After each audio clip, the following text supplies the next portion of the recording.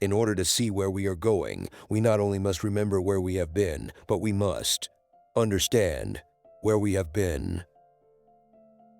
We who believe in freedom cannot rest until it comes.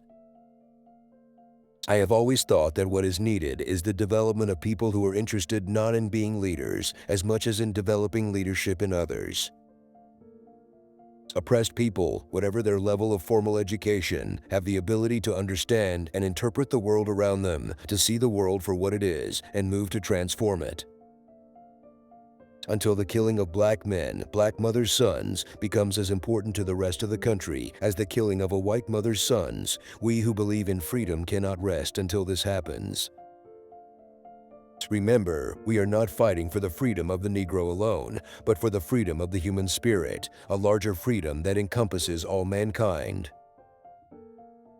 You didn't see me on television, you didn't see news stories about me. The kind of role that I tried to play was to pick up pieces or put together pieces out of which I hoped organization might come.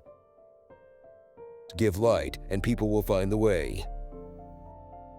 In order for us as poor and oppressed people to become part of a society that is meaningful, the system under which we now exist has to be radically changed. It means facing a system that does not lend itself to your needs and devising means by which you change that system. I didn't break the rules, but I challenged the rules. The major job was getting people to understand that they had something within their power that they could use, and it could only be used if they understood what was happening and how group action could counter violence. There is also the danger in our culture that because a person is called upon to give public statements and is acclaimed by the establishment, such a person gets to the point of believing that he is the movement.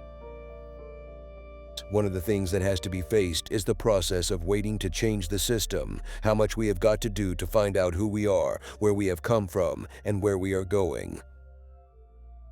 I have always felt it was a handicap for oppressed peoples to depend so largely upon a leader, because unfortunately in our culture, the charismatic leader usually becomes a leader because he has found a spot in the public limelight. I am a person that feels that I have to maintain some degree of personal integrity and be my own barometer of what is important and what is not.